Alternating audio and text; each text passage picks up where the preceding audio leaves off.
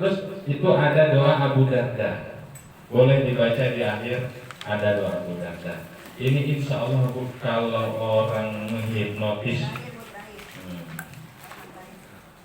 orang menghipnotis itu insya Allah tidak mempan. Kan makanya kalau orang menghipnotis itu suka begini, kosongkan pikiran Anda, betul ya? Kosongkan pikiran Anda, kosongkan pikiran. Tapi ketika kita lafaz la ilaha illallah dalam hati kita, Allah, maka nggak bakalan masuk. Kalau orang dihipnotis apapun tidak masuk, insya Allah.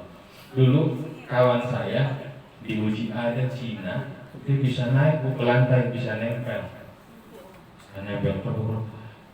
Dibacain surat apa, doa Abu Darda. Doa Abu Darda, akhirnya jatuh, dia nggak bisa naik tuh.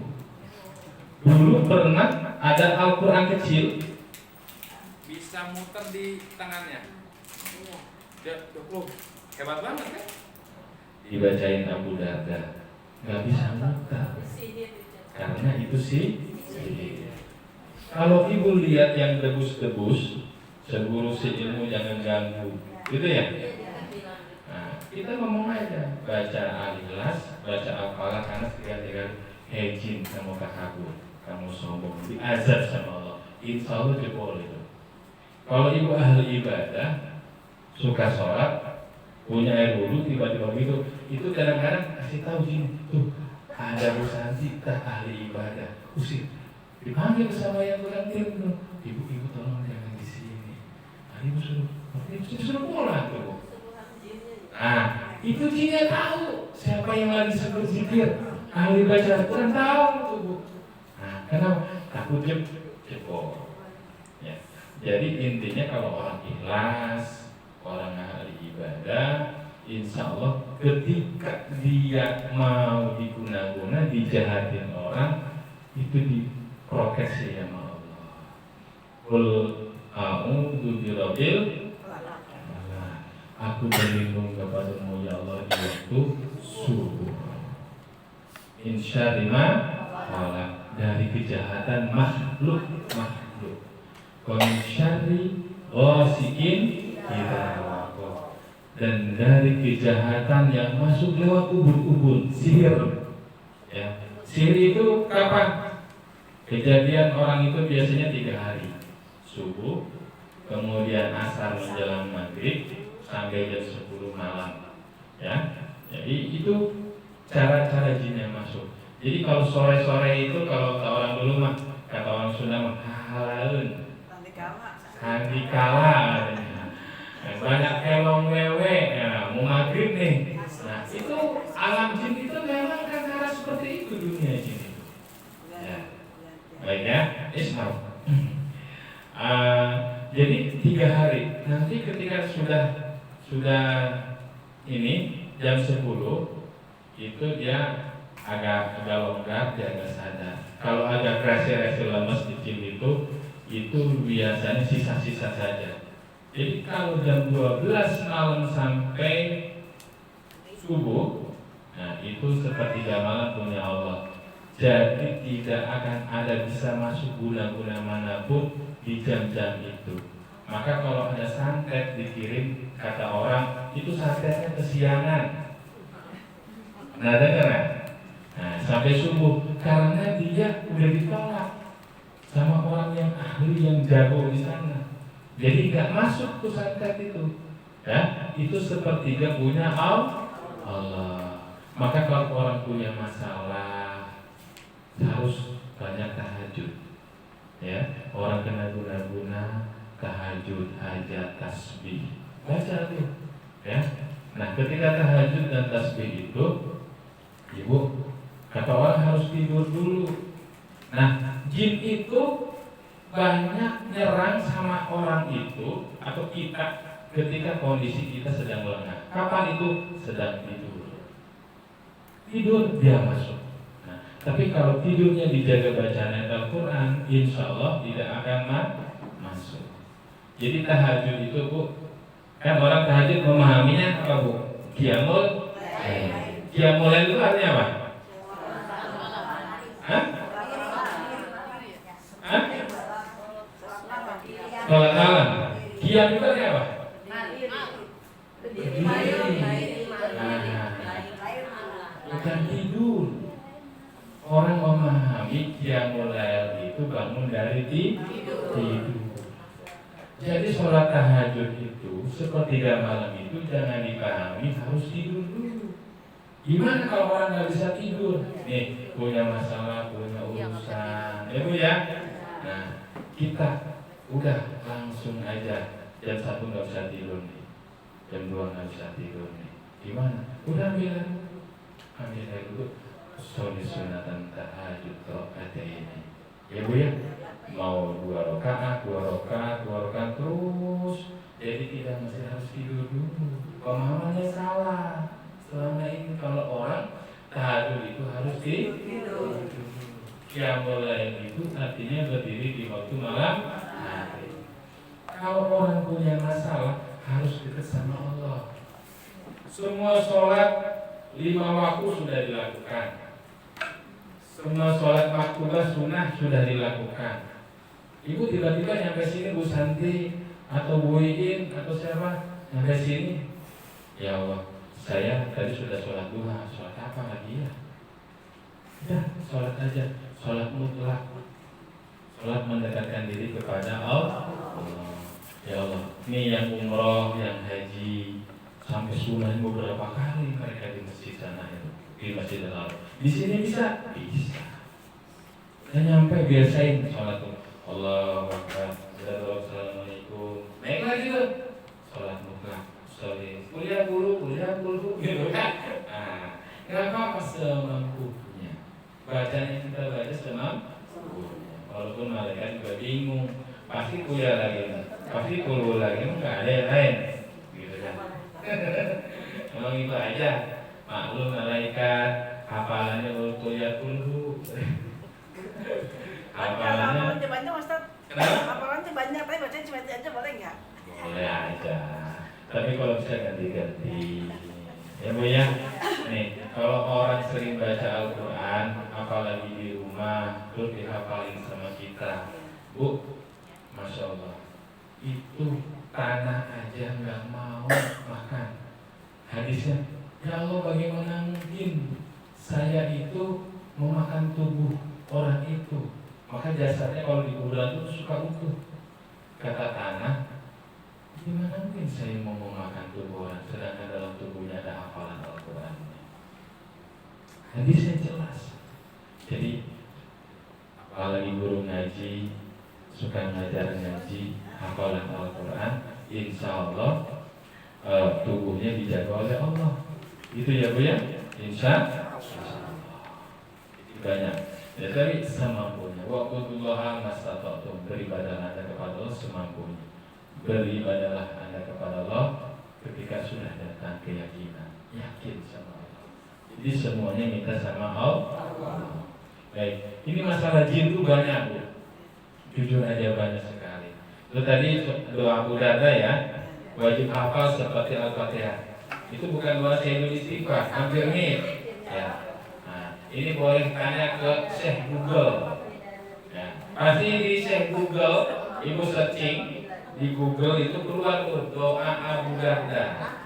Doa Abu Darda itu, ya Baji. Doa Abu Darda itu doa yang spesial sekali. Doa yang diberikan Rasulullah Shallallahu Alaihi Wasallam kepada sahabat yang bernama Abu Darda. Maka terkenal Abu Darda. Ini asbabul wurudnya saya ceritain ya. Nah, hadisnya. Ya. Jadi asbabul wurudnya begini. Kan kalau orang Arab itu dulu sering apa Bu? Mata pencahariannya berdagang. Ya, Abdurrahman bin Auf, semuanya sahabat itu berdagang ke mana tuh? Ke Syam. Ke mana tuh? Ke Irak, ke Indonesia, kemana saja? Ke Cina juga. Abdurrahman bin Auf sampai ke Cina berdagang. Nah, berdagang nih semua sahabat jalan.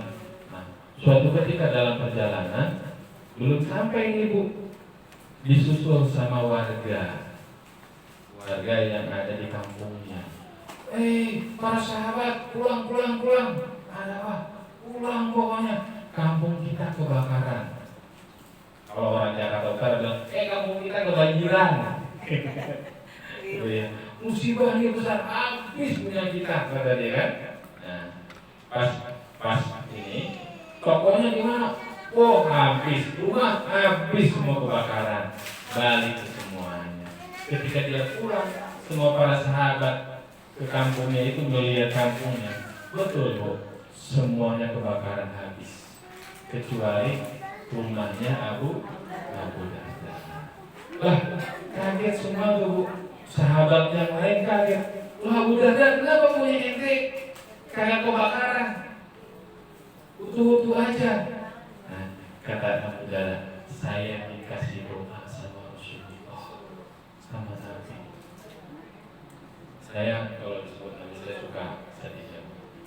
Jadi kata Nabi, nih Abu Darda doanya, maka terkenal oleh disebut dengan Abu Darda. Doanya apa, Bu? Allahumma anta rabbi. Baca. Ini langsung dijajarkan nih. Ibu baca ya. Jadi kalau ibu naik motor, selamat. Insya Allah naik mobil, selamat. Saya dulu juga, Bu, pernah praktekin. Pertama kali nikah hari Ahad, Seninnya banjir besar musim hujan. Saya baca doa Abu Darda ini. Ini mau alam ya. Nah, banjir besar, alhamdulillah itu banjir kagak masuk ke rumah saya, Bu. Cuma itu dan saya tidak lagi. Tuh, izin Allah, Bu. Gak nyampe 2 cm, 1 cm. Itu tidak masuk, Bu. Karena saya baca doa Abu Darda itu. Dia baca pagi atau mau tidur, itu baca, mau berangkat, baca. Anak kita, Bu, semua kan kasih tahu. Mau berangkat naik mobil, baca Abu Darda. Allahumma anta rabbi. Bismillah. Bismillahirrahmanirrahim. Allahumma anta rabbi la ilaha illa anta alaika tawakkaltu wa anta rabbul arsyil azim. Ma sya'allahu kana wa ma lam yasha' lam yakun. La haula wa la quwwata illa billahil aliyyil azim. Na'lamu anna Allaha ala kulli shay'in qadir wa anna Allaha qad ahata bi kulli shay'in ilma. Allahumma inni a'udzubika min syarri nufusina wa min syarri sayyi'atina wa min syarri kulli dabah anta akhidun binasiyatiha inna rabbi ala siratin mustaqim. Ibu, kalau ada yang kesurupan, tetangga atau siapapun, ibu ambil air dulu, kemudian baca la ilaha illallah wahdahu la syarikalah, kemudian baca ini sampai datang. Kan biasanya kesurupan mana nih? Ya, Bu ya. Mana nih? Ibu bukain matanya, ya, bukain mulutnya, totok di bawah kuping, gini aja, langsung buatin. Insya Allah dengan ini. Ibu bilang, sakti nih ibu. Saya dukun ya. Ini karena Allah bukan dukun. Kita udah baca. Kita insya Allah kan niatnya ikhlas, Bu. Saya maaf nih, karena saya pengalaman bukan takabur. Kalau ada orang kesurupan di kampung saya, pasti saya dicari, Bu. Dicari. Kenapa? Ya alhamdulillah itu cuma hitungan detik. Apalagi kalau jin procok. Ya, jin procok itu jin kafir yang iseng lah. Jurik jarian kalau orang Sunda bilang itu kan.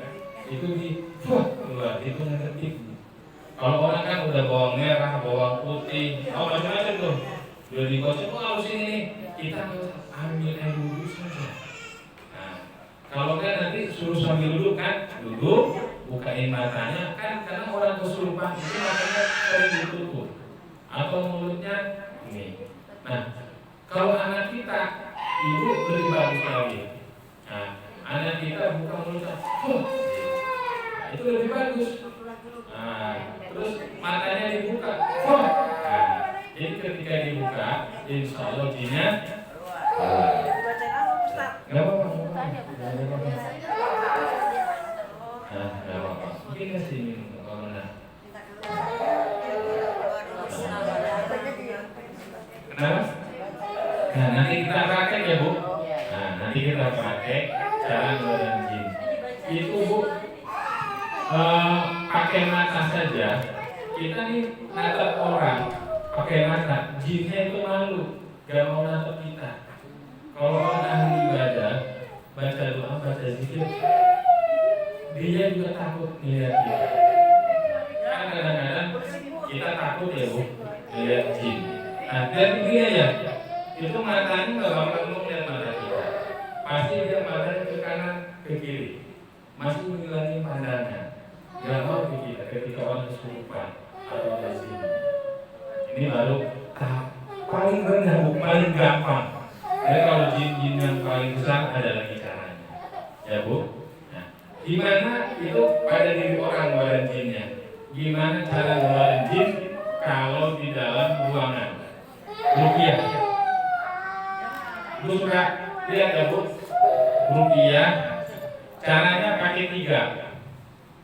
Boleh cek, boleh ditulis. Alat yang harus wajib minimal ada 3. Pertama, siapin air mentah aja, air mentah, kemudian sapu lidi, kemudian garam. Pernah dengar garam Ruqyah? Nah, jadi kalau ngeluarin,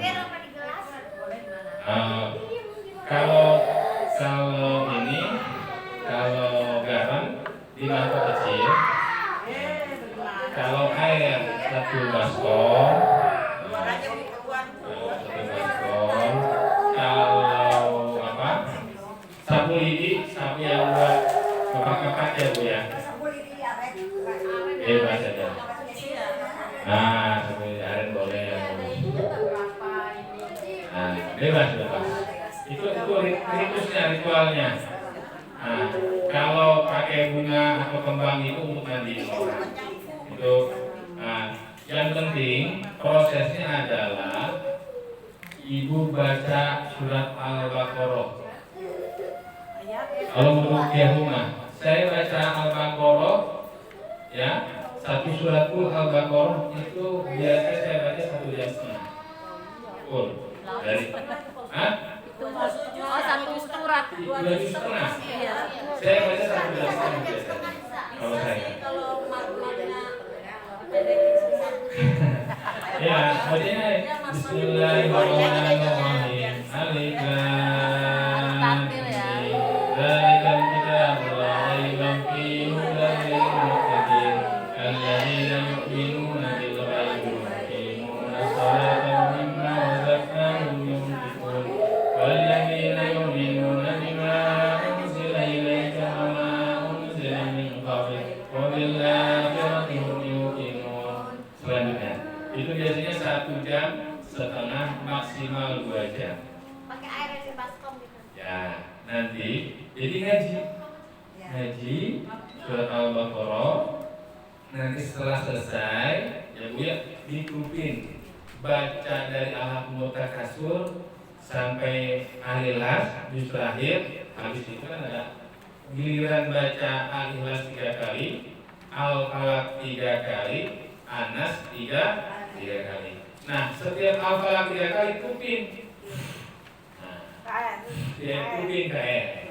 Nah, jadi di situ di depan kita sudah ada air 1 baskom, garam 1 jemput mangkok kecil, sama sapu lidi. Ya, jadi waktu ngaji itu harus ada 3 itu. Ya, pas sambil baca surat Al-Baqarah. Kenapa? Dari Al-Baqarah, dari Al-Kasur. Al-hakum takasur hatta zurtumul maqabir. Kalla sawfa ta'lamun, thumma kalla sawfa ta'lamun. Kalla law ta'lamuna ilmal yaqin. Latarawna al-jahima thumma latarawnaha 'ainal yaqin. Thumma latus'alunna yawma 'idhin 'anil na'im. Bismillahirrahmanirrahim. Wal 'asr. Innal insana lafi khusr. إلا الذين آمنوا وعملوا الصالحات وتواصوا بالحق وتواصوا baca terus keluar. Paham ya? Nah, jadi pas nanti Al-Ikhlas 3 kali, Al-Falaq 3 kali, Anas 3 kali. Setiap habis 3 kali itu siapa yang ngajarin ibu? Allah. Dalam surat apa? Dalam surat Al-Falaq. Wa min syarri nafasati fil uqad. Nah, maka kalau orang dulu ya Bu ya, katanya disembur. Nah, air kalau orang itu hitupin. Nah, jadi karena memang dihembusin. Jadi jin itu bisa menyerupai udara, menyerupai semua masuk. Kita ini kecil tubuh kita, jin bisa masuk.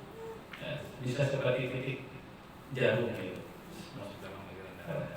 Ya, baik. Kalau sudah baca Al-Baqarah, Al-Ikhlas, Al-Falaq, Anas semua, nah, kita tinggal putar mau ruangan nih. Setiap pojok mulai depan rumah atau ruko atau gedung atau apapun, setiap pojok dilemparin air, dipercikin. Ada di Rukia tadi. Ya, air ya. Berarti itu harus ada 3 orang. Ya Bu ya, baca Al-Fatihah dulu atau baca Abu Darda, baca yang kita baca.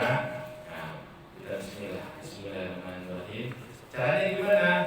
Bacanya seperti lempar jumroh. Tahu bacanya apa? Nah, itu. Bismillahirrahmanirrahim. Gini Bu, ini air nih. Ini kan pojok nih. Nah, atau di depan Bismillahirrahmanirrahim. Bismillahirrahmanirrahim. 3 kali geser. Bismillahirrahmanirrahim. Bismillahirrahmanirrahim. Terus pojok. Bismillahirrahmanirrahim. Kita jangan bergerak dulu. 3 kali. Tuh, 3 kali. Nanti garam sama. Bismillahirrahmanirrahim. Pakai 1 jemput. Bismillahirrahmanirrahim. Semuanya tuh. Itu garam rupiah ya Bu ya. Nah, Bismillahirrahmanirrahim. Nah, yang pakai sapu. Nah, sapu juga sama 3 kali. Semuanya 3 kali. Sapunya 1 atau seikat? Pertama air dulu. Enggak, sapunya 1 Satu pegang. Kalau 1 biji lah nggak kuat. Ini. Satu Kalau di sini ada buku kan? Iya. Kalau 1 nggak berat. Jadi gini Bu. Jadi ketika sudah baca ini media ya. Media. Kita baca Al-Fatihah, baca Abu Darda, yang sudah tadi baca Al-Baqarah. Luar biasa tuh senjatanya. Komentar. Ya. Sesungguhnya yang melempar itu bukan Anda yang melempar, tapi yang melempar itu adalah Allah. Jadi kita pukul aja begini, pojok ini pojoknya. Bismillahirrahmanirrahim. Bismillahirrahmanirrahim. Bismillahirrahmanirrahim. Lempar. Kalau air kan dipercik ya Bu. Bismillahirrahmanirrahim. Bismillahirrahmanirrahim. Nah kalau garam pakai jemput Bismillahirrahmanirrahim. Jadi 1 titik 9 kali. Paham ya? 9 kali. Bisa di ruangan bawah dan ruangan atas semuanya. Kalau masih ada sisa di depan rumah. Nah kalau ada punya tokonya itu saingan sama orang, ditanam. Nah ini banyak Bu. Saya menemukan kasus ada rumah mau dijual, tapi ditanemin di depan rumahnya itu ada ayat-ayat yang dihinakan. Ayat Al-Quran ditanam. Gak laku akhirnya Bu. Malah ketika saya ambil laku. Nah ada orang satu keluarga supaya pengen makmur, usahanya rumahnya ini karena datangnya salah ketemu jin lagi, akhirnya suami istri cerai. Masalah kecil panas jadi cerai. Mayufariquna bihi bainal mar'i wa zawji wa hum bidharina min al-bidah. Itu dalam surat Al-Baqarah. Ya. Jadi saya pernah itu sampai ketika saya ambil itu dia dari Cianjur ngambil itu harganya 25 juta. Itu dulu waktu saya masih bujangan malah. Jadi saya praktek ruqyah ini mungkin ambil 18 tahun karena di sini saya nggak pernah ngasih tahu. Saya dulu sama guru saya 4 tahun setengah kita bukan meruqyah orang, bersihin orang supaya akidahnya benar. Nah, jadi itu di rumahnya itu 7 orang kesurupan, suaminya, bapaknya, anak-anaknya semua kesurupan. Gimana caranya? Mudah. Caranya jangan takut. Kalau kita ini takut, ya jinnya seneng. Tapi kalau kita berani, insya Allah. Kita punya ayat-ayat tadi, punya bacaan tadi, nah, gampang tadi ngeluarinnya tadi. Ini aja dicolek, keluar semua. Baca ayat itu ya udah tuh ya. Abu Darda punya wudhu, hafalan ayat kursi, hafalan wattabahu, baca as-sofat, semua hafalan. Nah, nanti ada yang di awal-awal itu kalimatnya a'udzu bikalimatillahi tammati min syarri ma a'udzu billahi bi'izzatillahi wa qudratihi wa min syarri mu'aziru wa haziru a'udzu billahi samil alim minasy syaithanir rajim min hamzihi wa nafthihi wa nafasihi. Itu baca di situ. Ada enggak di situ? Ada kan? Ada. Nah, jadi kalau ibu punya cucu, cucunya katanya ketempelan, nangis terus, karena dekat kuburan rumahnya. Nah, tuh bacain tuh Bu di belakangnya tadi. A'udzu bikalimatillahi tammati wa min syarri kulli ainin lamma. Ain itu pandangan. Jadi Bu, ayat Al-Qur'an atau hadis itu tidak semua ayat Al-Quran bisa dipakai untuk ruqyah, ya Bu ya. Sama. Jadi tidak semua ayat Al-Quran dipakai untuk ruqyah. Jadi sama Bu. Kayak orang punya penyakit medis, obat jantung dipakai samuran nyambung nggak? Obat jantung dipakai buat keseleo nyambung nggak? Jadi semuanya ada sesuai ininya. Nah pentingnya Bu, kita itu kalau orang sakit medis itu pakai obat medis. Kalau orang penyakitnya mental, ruh, itu pakai wirid dan zikir dan ayat-ayat tertentu. Nah apa bedanya obat medis dengan obat zikir? Kalau obat medis itu masa expire-nya cuma 2 jam. Betul ya, Bu? Betul ya. Ada obat medis dan obat herbal. Kalau herbal tuh loginya lama. Ya. Dimakan dulu, manfaatnya nanti 2 hari. Gitu. Itu obat herbal. Jadi minum madu, minum susu, itu kan ada efeknya nanti.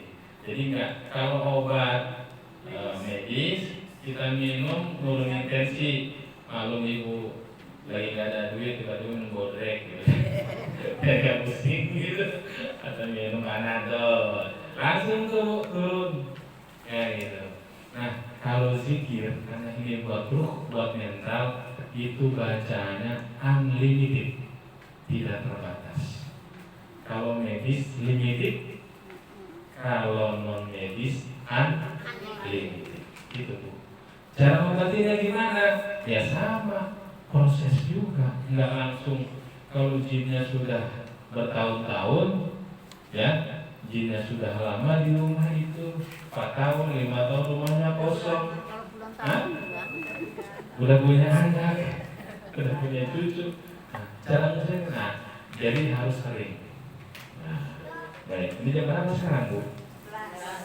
Oh, udah lama ini. Baik. Karena udah jam 11, kita langsung praktek ruqyah. Nah. Ustaz, rumah yang di Oh, Rukyat itu tanya dulu ya. Baik, yang bertanya dulu boleh. Silakan. Oh tanya, ya saya tanya. Anda jawab. Rumah yang di Rukyat itu yang bagaimana? Kenapa? Rumah yang di Rukyat seperti apa? Rumah yang ada jinnya. Ya di tempat ini juga ada jinnya Bu. Enggak, maksudnya nggak ada. Ada. Jadi ini Bu, maka kata Nabi, kalau rumah itu supaya tidak ada jinnya, hadisnya apa Bu? Nawiru buyutakum bitilawatil Qur'an. Hiasilah rumahmu itu dengan bacaan Al-Quran. Nah kalau tiap malam baca Al-Quran tapi tetap ada gimana itu Ustaz? Nah, jinnya bisa baca Al-Quran. Iya. Nyanggap ini mah nggak paham. Tanya Pak Ustaz. Ya silakan. Jadi jin itu punya tingkatan-tingkatan. Bisa jadi yang datangnya jin muslim. Iya. Di situ jinnya tidak ganggu. hanya iseng-iseng biasa. Nah, kalau supaya jinnya yang parah, ya tadi berisik, pelapor aja bisa jatuh. Nah, Ibu, maaf nih, ada seorang ibu yang tidak dikasih kasus ini kasus. Itu di kantornya dia bekerja sudah lama, tiba-tiba digula-gula sama teman kantornya. Ketika dia pulang, kan pusing nih Bu, ke kantor dia gak nyaman, di rumah juga gak nyaman, ya Bu ya. Nah, Ibu ketika diguna-guna, itu malam itu kan serangannya 3 hari, ya Bu ya. Itu ketika dia tidur, dia keluar tuh dalam mimpi, dia berinteraksi dengan jinnya. Jinnya datang kayak genderuwo, dia datang menyerupai harimau, macan putih, gajah putih, menyerupai ular. Nih banyak tuh kan, menyerupai ular yang datangnya supaya intinya mental orang itu drop, dia ketakutan. Tadi saya gimana? Masuk ujian Bu. Dia lupa baca doa, dia lupa baca zikir, dia lupa proteksi. Ya, ketika datang 1, 2, 3, nah, nanti ketahuan Bu di dalam mimpi itu selama sebulan 2 bulan CD-nya keluar. CD-nya keluar apa? Wah, siapa ya yang guna-guna saya? Sampai keluar dia mimpi dengan siapa orang itu. Tapi ingat Bu, jangan sampai ketika kita atau siapapun yang punya jin atau kena jin gangguan sihir, cenderung orang itu akan fitnah. Betul ya? Nyalahin itu gara-gara Bu Lisa banyak tahu apa-apa, itu gara-gara Bu Sri, itu gara-gara Bu Irma, itu gara-gara Bu Santi, semua tuh diomongin. Itu sifat jin tuh begitu, membuat kekacauan fitnah. Oh Ustaz, saya punya musuh di kantor, saya punya orang zalim di kantor, macam-macam Bu. Ya, jadi itu diusahakan untuk diredam. Karena jin itu fitnatung fala takfur fayata'allamuna minhuma ma yufarriquna bihi bainal mar'i wa zawj. Dia memang akan membuat fitnah. Suami istri masalah kecil aja, jadi sama suaminya dibesar-besarin. Banyak ya Bu, masalah banyak masalah. Apalagi orang itu jauh dari Allah, jauh dari agama, nggak pernah kenal air wudhu. Kata Allah, Dia sendiri yang menciptakannya. Fi qulubihim maradun fazadahumullahu maradun. Awalnya memang karena hatinya sudah sakit, jauh dari Allah. Ketika dia punya masalah, tambahkan rasa sakit itu. Oh iya. Siap. Baik. Sama-sama. Ya, Bapak. Jadi masalah jin ini, Ibu, jangan dianggap sepele. Tidak semua ustaz paham tentang jin. Ibu percaya nggak sama jin? Percaya. Ibu percaya setan? Percaya. Ibu percaya kan? Percaya dengan setan.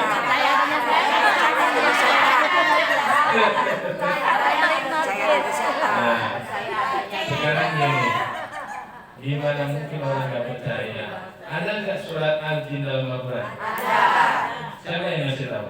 Allah. Berapa ratus ayat yang berbicara tentang setan dalam Al-Quran? Banyak nggak? Alhamdulillah banyak sekali tentang setan. Bagaimana mungkin kita ini hidup itu akan normal-normal saja? Ibadah aja Bu diganggu sama jin sama setan. Benar nggak? Tapi orang ketika ada orang kena guna-guna serangan, ya Bu ya, Bu Sri cuma taunya percaya doang. Ada orang yang kena nih, saya itu pengalaman kemarin begini. Biasa saja. Banyak yang gitu tuh, karena usahanya nggak nyambung. Ya, Gimana ketika orang kena serangan atau tidak, Ibu?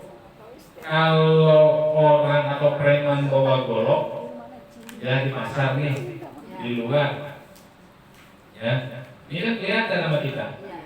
Dia mau zolim sama kita kelihatan. Nah, kita ngindar nggak? Lari tidak? Tapi musuhnya teman kita sendiri di kantor, tahuan nggak? Nah, nggak ketahuan. Orang yang baik sama kita, ada nggak yang disebut kiri? Padahal kita sudah baik, kita sudah benar.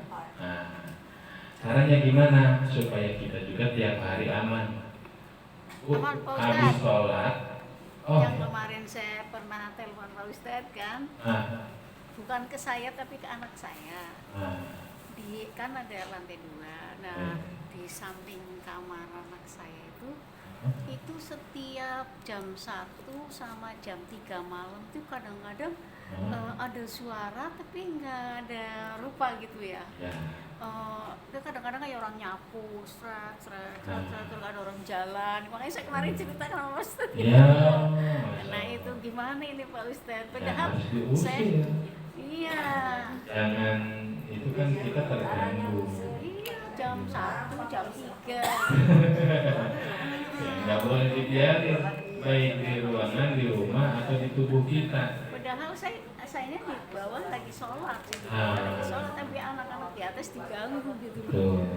Dan kemarin, kejadian kemarin Pak Ustadz cerita, saya pulang habis taklim, kita mau sholat asar. Kita udah naruh tas, udah masuk ke kamar. Ini cerita kenyataan ini ya. Saya buka kamar, udah dibuka, terus saya masuk ke kamar mandi, lagi ngambil air wudhu. Nah, kok saya mau keluar, pintu kamar dikunci dari luar, tuh nggak ada orang satupun, itu nggak ada. Dan itu saya kaget kan. Untung HP di dalam kamar. Nah, kalau nggak di dalam kamar saya teriak ke siapa? Nggak ada orang itu. Tertutup kamar saya jap kan, karena ada AC jadi nggak ada yang terbuka kan. Wah, ini gimana ini? Akhirnya saya teleponkan sama tetangga, tolong dong. Terus lewat mana Bu? Tadi saya lewat pintu samping dapur nggak dikunci, tolong dong. Akhirnya tetangga lah masuk, bukain pintu kamar itu. Dikunci dari luar gitu. Saya kaget aja gitu. Lagi ngambil air wudhu gitu kita saja. Makanya ini serem ini kayaknya, saya ngalamin itu udah kira-kira 3 bulanan ya Pak Ustaz. 3 bulan ya? Iya, 3 bulan. Berarti di rumah itu ada jinnya itu. Iya. Iya kan saya bilang Pak Ustaz suruh ke rumah. Ya belum sempat ini, Nanti dibacain Al-Baqarah, diusir, kita lihat. Itu terasa Bu. Kalau di ruangan itu ada jinnya itu terasa sama kita. Jadi ruangan itu, rumah itu satu lembab, kedua panas, dulu ya, panas, kita nggak nyaman juga. Orang saya keluar dari kamar sudah lagi dibukain sama tetangga. Kalau di orang, nih ciri-ciri orang yang ada jinnya, ya, cirinya gimana? Pemalas, malas ngapa-ngapain. Yang kedua suka marah-marah. Yang ketiga, seperti ada semut yang jalan-jalan di dalam tubuh.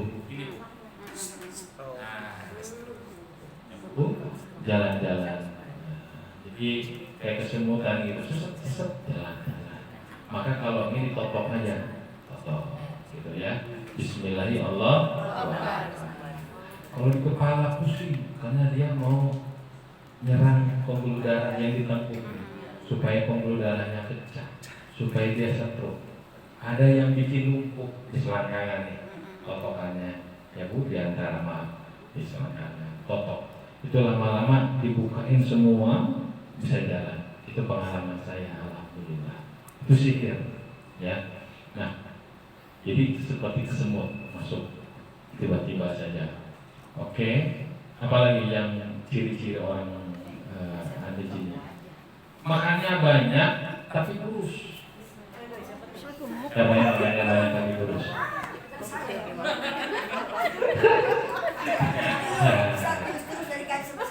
Oh gitu, tulangnya kecil. Terus dia itu susah tidur, Iya tuh. gelisah, murung, ya Bu ya. Nah, susah tidur. Nah, berapa tuh? Satu tadi apa? Nah, cepet capek maksud saya. Dia jalan 100 meter aja langsung capek banget. Nah, padahal jalannya nggak jauh, cepet capek. Kedua, makannya banyak. Tiga, emosional. Empat, sering marah-marah. Ya Bu. Nih, kemudian yang keenam. Nih, boleh ditulis Bu. Yang keenam apa? Orang itu sering sakit-sakitan. Nah, ya. Oh, itu karena makannya itu dibantuin sama jinnya, dibantuin sama yang lain. Maka kalau kita makan, tolong baca doa, ya baca doa, baca Bismillah. Ini penting Bu, ya supaya kadang-kadang kan makannya seperti tidak dinikmati. Makanya udah kayak 100 km per jam. Ya. Nah, kemudian tadi susah tidur kayak orang depresi, dia ketakutan sama orang, ya. Nah, kalau orang yang ada susuknya, ya, kan orang punya jin tuh. Nih masa tuanya kayak gimana? Masa tuanya itu biasanya sering sakit-sakitan, tapi kagak mati-mati tuh orang. 5 tahun, 6 tahun, sakitnya lama gitu. Nah, bisa jadi orang itu punya jin atau dalam tubuhnya ada jinnya. Bisa jadi dia punya pegangan. Ya Bu. Ini biasanya yang suaminya TNI Polri, karena masa tugas itu kan memang dia kebutuhan. Pak Ustadz, kalau yang diteruskan belum mati gimana Pak Ustadz? Kenapa? Umumnya udah 100 tuh belum mati, tapi dia masih rajin sholat gitu. Itu kalau misalnya sholat bagus. Nah, itu Bu, kalau kita pengen sehat, ini penelitian di Jepang ya Bu ya. Orang itu masa tuanya aktif, ya aktif, sering datang, jalan-jalan ke majelis taklim. Ini termasuk dari ya Bu, datang shopping, mana-mana, olahraga pagi-pagi, jalan kaki, lari-lari kecil. Bu Haji Bu Haji kaki dari belakang jogging aja, wah sehat, ada umur insya Allah. Ya, jalan di sini. Baik. Maaf Pak Ustadz, orang indigo melihat Ya. setan apa jin tuh ya. Sudah gitu kayaknya yang dilihat itu datang ikut ke rumahnya. Dia kesurupan. Nah, kita sebagai warga yang dekat sama dia, bagaimana sebaiknya untuk menghilangkan itu? Jangan dirugiah. Dia itu disenengin sama jin. Dia punya jin, bisa juga disukai sama jin, atau ada kontrak dengan jin karena dia mendatangkan jin, bisa begitu. Yang jelas tidak ada orang yang di dalam tubuhnya itu dia bisa melihat jin kecuali dalam tubuhnya ada jinnya. Kalau dia tahu di sana ada jin otong lenong, ada jin apa, nah, karena ada jin yang membisikkan. Oh, jinnya seperti buaya, jinnya seperti ular naga, jinnya seperti yang serem-serem. Ibu pernah nggak ketemu jin? Mukanya tahu nggak? Merinding, kuduk tuh Pak, katanya ada jin. Digendolin katanya kan? Iya. Ustaz, aku dalam pengalaman sebulan yang lalu, terusnya nginep di villa di Bandung. Ya. Kebetulan malam Jumat, kita baca surat Kahfi, perempuan semua. Tapi kok ada yang ngikutin laki-laki kencang banget, soalnya kan diikuti sampai selesai. Ya kan, ada bapak-bapak siapa yang kalau surat Pak, kan tusuk gitu yang terbaca. Jadi, saya cari bapak-bapak nggak ada. Ibu, saya pernah ngelukir di Telkom Jakarta Selatan. Pas saya keluarin, itu suaranya kuntilanak. Nggak nyambung Bu, sama suara dia, nggak sesuai Bu. Kenapa? Ternyata dia kencingnya sembarangan. Diruyuk bambu kemarin. Nah, disukai, keluar suaranya bilang, orang ada seru, semuanya itu tiba-tiba, ya Bu ya. Kalau gitu kenapa tuh Ustaz? Ada yang ikutin ngaji. Ya. Ada jinnya di situ. Ada yang ikuti. Maaf Ibu, kayak juga orang itu supaya tidak nikah. Arjuna manapun ditolak, ya Bu, karena dia disukai jin. Bisa begitu? Nah, atau diguna-guna dikasih jin supaya tidak nikah sama siapa. Ibu, ada nggak perempuan yang hidupnya tidak mau menikah seumur hidup? Pada prinsipnya manusia itu fitrahnya adalah ingin menikah. Betul ya Bu ya? Nah, kata Allah, tidak apa-apa kalau memang belum dapat jodoh, ya, tidak punya suami, insya Allah Allah akan siapkan bidadari di surga. Jadi itu bukan keinginan pribadinya untuk tidak menikah, Bu. Ya Bu ya, tidak, bukan keinginan pribadinya, karena memang Allah takdirkan. Seperti itu. Baik, ayo, ada lagi mau bertanya? Bisa diukur Ustaz. Ustaz. Itu sambil jalan karena waktunya ini ada sebentar dan siklops. Nah, jadi Bu Santi, kita belajar praktek ruqyah. Sambil bertanya ya Bu ya. Nah, sambil bertanya. Jadi siapa yang ini tiduran 1, 2, 3? Yang mau ruqyahnya siapa? Yang mau belajar ruqyahnya Bu Santi.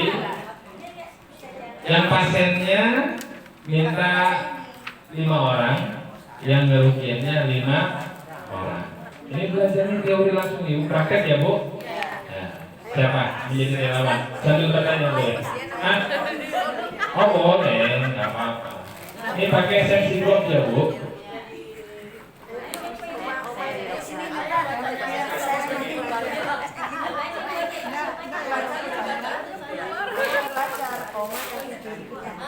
Senang kalau langsung praktek biasanya. Iya.